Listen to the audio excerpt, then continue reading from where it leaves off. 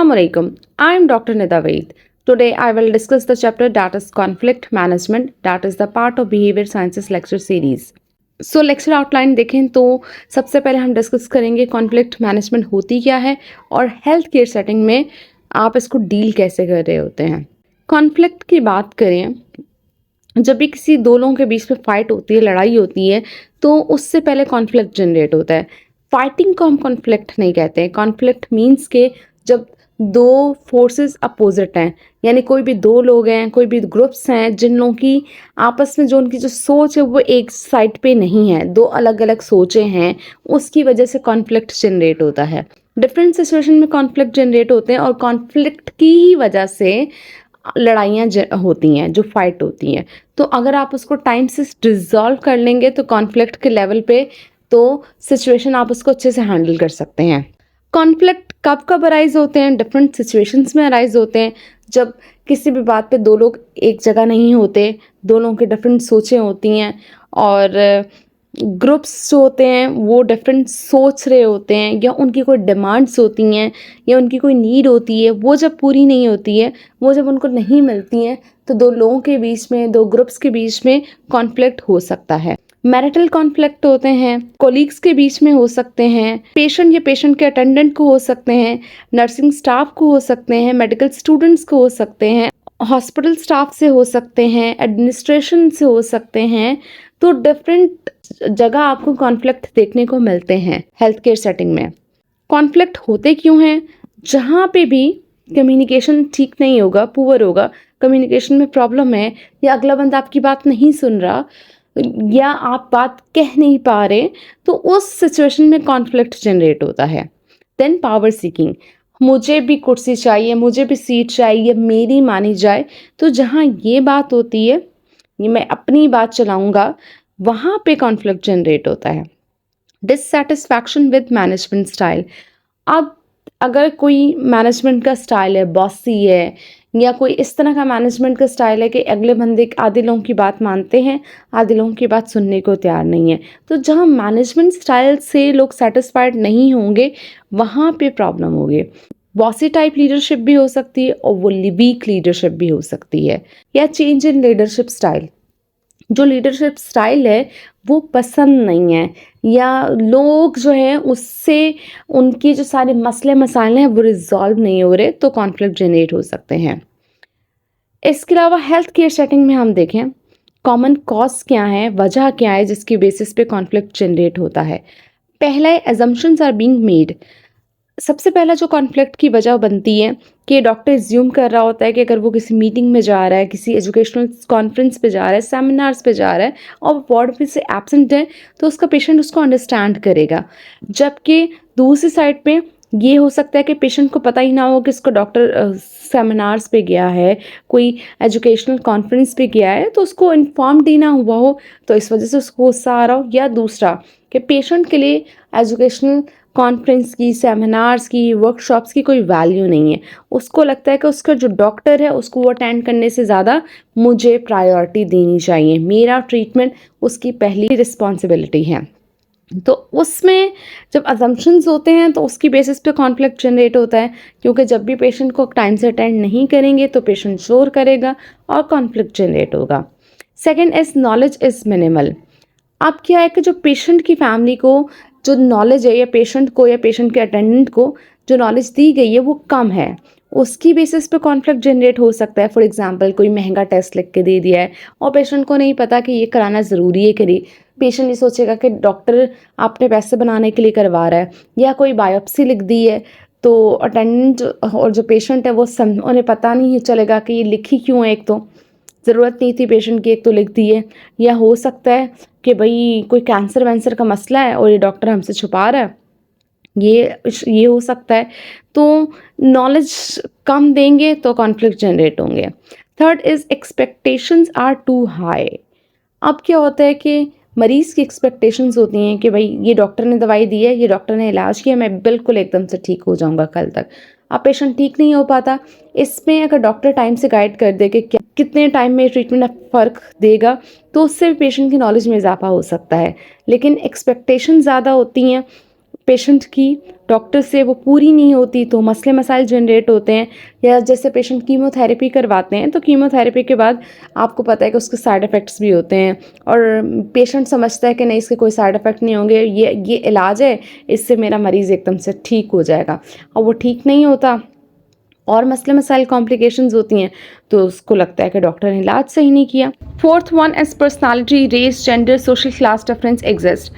Personality के issues हो सकते हैं, डिफरेंट टाइप की पर्सनालिटीज़ होती हैं, कुछ जल्दी बर्दाश्त कर लेते हैं, कुछ जल्दी से जवाब दे देती हैं। रेस इश्यूज़ होते हैं, जेंडर के मेल फीमेल के इश्यूज़ हैं, सोशल क्लास हाई मिडिल लो क्लास डिफरेंस ये एग्जिस्ट करते हैं और इसकी बेसिस पे भी हेल्थ केयर सेटिंग में बहुत सारे इश्यूज़ हो जाते हैं। फॉर एग्ज़ाम्पल कभी कभी हम जो है नर्स को ज़रा सी बात बोल देते हैं या पेशेंट कोई आराम से आसानी से बात बोल देता है या कोई विजिटर बोल दे या कोई मेडिकल स्टूडेंट बोल दे, तो अगर हेड नर्स है उस पर काम का इतना प्रेशर है, इतना ज़्यादा बिजी है, तो उसका फ्रस्ट्रेशन लेवल बहुत ज़्यादा हाई हो जाता है, वो टॉलरेट नहीं कर पाती है, वो जवाब दे देती है या बेइज्जत कर देती हैं, तो वो भी एक इशू है। दूसरा ये कि जेनेटोरियल स्टाफ हो गया या डॉक्टर्स हो गए या नर्सेज हो गए, जब उनको सैलरीज नहीं मिलती या उनके राइट्स नहीं मिलते तो वो स्ट्राइक पे चले जाते हैं। Fifth, needs and wants are being met. जो पेशेंट चाहता है, पेशेंट की नीड्स हैं, पेशेंट जो चाह रहा होता है कभी कभी वो पूरा नहीं हो पा रहा होता, तो पेशेंट अक्सर हॉस्पिटल सर्विसेज से डिससेटिस्फाइड होते हैं, उसके नतीजे में भी कॉन्फ्लिक्ट हो सकता है। फॉर एग्जांपल खाना अच्छा नहीं है, बेडिंग प्रॉपर नहीं हुई, बेडशीट सही से नहीं बदली जा रही, फैसिलिटीज़ जो मिलनी चाहिए वो नहीं है, सफाई का इंतज़ाम नहीं है यहाँ पे, तो ये सब वजह हैं कॉन्फ्लिक्ट जनरेट होने के। 6 1 is values are being tested.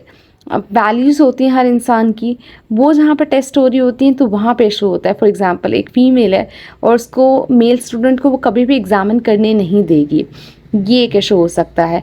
7th 1 is perceptions are being questioned, यानी कि जो परसेप्शंस होती हैं लोगों की जो सोच है वो क्वेश्चन हो सकती हैं। जैसे एक कॉन्फिडेंट मेडिकल स्टूडेंट है, वो कहता है कि भाई मुझे चांस मिलना चाहिए कि मैं सर्जरी में पार्टिसिपेट कर सकूं, या मुझे भी टाइम मिले, मुझे मौका मिले कि मैं अपनी एक्सपर्टीज दिखा सकूं ताकि मैं सीख सकूं। लेकिन कभी कभी जो ऊपर वाले जो पेशेंट होता है वो सेटिस्फाइड नहीं होता, कभी कभी जो सर्जन हैं वो सेटिस्फाइड नहीं होते उनसे और ना उनको करने देते हैं। ये सारी सिचुएशन है जहाँ कॉन्फ्लिक्ट जनरेट हो सकते हैं। मेथड ऑफ कॉन्फ्लिक्ट रेजोल्यूशन, अब हम वो मेथड देखते हैं जिसकी बेसिस पे हम कॉन्फ्लिक्ट को रिजॉल्व कर सकते हैं।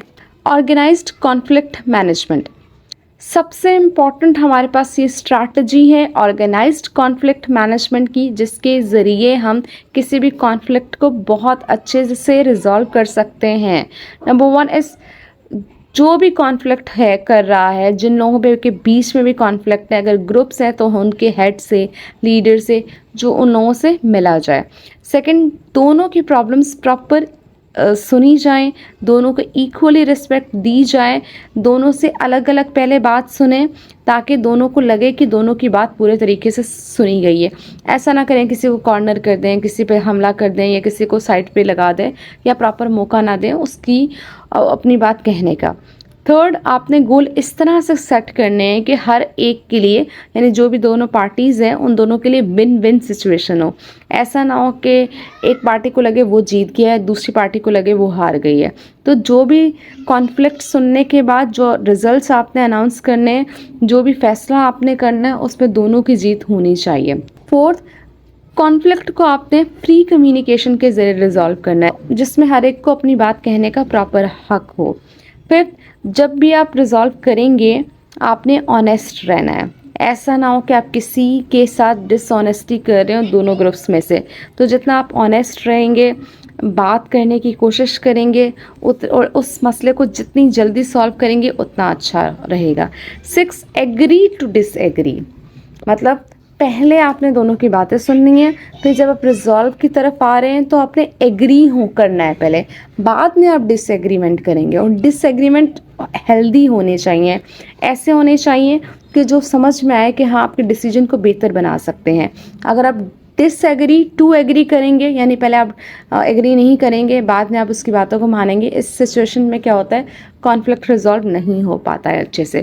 तो पहले आपने एग्री करना है उनके सारे वो पॉइंट्स जहाँ पे एग्री हो सकते हैं, जो एग्री नहीं होंगे वहाँ डिसएग्री करना है और वो रिस्पेक्टिव वे में होना चाहिए। 7th, किसी की ईगो हर्ट ना हो, किसी एक बंदे को आप खुश करने के चक्कर में सिचुएशन का जो रिजल्ट है वो उस बंदे के हक में ना कर दें। एक ग्रुप को सेटिस्फाइड नहीं करना है, किसी एक लीडर को सेटिस्फाइड नहीं करना है। अगर आप ऐसा करेंगे तो ये फ्यूचर में यही जो छोटे छोटे कॉन्फ्लिक्ट हैं बड़े इश्यूज़ में तब्दील हो जाएंगे, फाइट्स में तब्दील हो जाएंगे और फिर आप इनको रिजॉल्व नहीं कर पाएंगे। तो आपने दोनों को आराम सुकून से मौका देना है, सॉल्यूशंस दोनों की पसंद को रखते हुए बेस्ट सॉल्यूशन होगा वो आप निकालेंगे और कोशिश करेंगे कि जो दोनों टीम है वो जितना नेगोशिएट कर सकें, सॉल्यूशंस की तरफ आ सकें, आपने उस तरफ लेके आना है। और जो भी इन दोनों के डिफरेंसेस हैं इनकी वैल्यूज़ के ओपनली डिस्कस करने हैं। फिर आपने इस सिचुएशन को डीप एनालिसिस करना है कि ये जो कॉन्फ्लिक्ट है वो जनरेट क्यों हुआ, क्या वजह थी। रिजॉल्व अगर आप सुपरफिशियली करेंगे तो फ्यूचर में फिर वो बड़ा इशू बन जाएगा। तो डीपली एनालिसिस करके आप इसको रिजॉल्व करें और इसमें ध्यान रखें कि किसी के फीलिंग्स, किसी के इमोशंस हर्ट ना हो और दोनों पार्टीज़ के कम्युनिकेशन को आपने बेहतर बनाना है ताकि उनके आपस के जो मसले हैं वो आगे जाके और ना बढ़े, वो आपस में रिजॉल्व हो जाए। इस तरह करते हुए आप किसी भी कॉन्फ्लिक्ट को बहुत आसानी से रिजॉल्व कर सकते हैं, लेकिन आपने समझदारी से बिहेव करना है। कुछ इश्यूज़ होते हैं जो आप कभी रिजॉल्व नहीं कर सकते, जैसे मोरालिटी इश्यूज़ हो गए, रिलीजियस डिफरेंसेस हो गए या कल्चरल डिफरेंसेस। अब इस सिचुएशन में आपने क्या करना है, दोनों पार्टीज़ को आपने इस बात पे एग्री करना है कि पुरअमन एनवायरनमेंट क्रिएट करना है।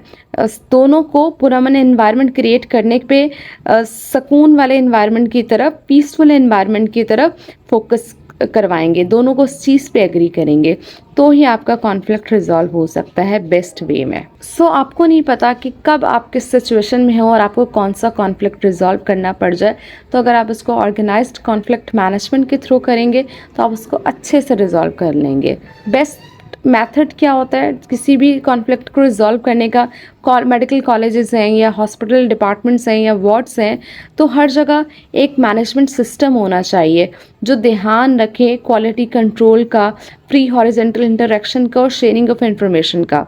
इसके अलावा लीडरशिप बहुत अच्छा स्ट्रांग होना चाहिए, उसको इस तरह से सॉल्यूशन सॉल्व करना है, इस तरह से कि मिडल पाथवे हो, एक्सट्रीम सिचुएशन ना हो। एक्सट्रीम सिचुएशंस होंगी तो वो उसमें लीडरशिप स्टाइल अच्छा नहीं होगा या आगे जाके बहुत सारे कॉन्फ्लिक्ट जनरेट हो जाएंगे।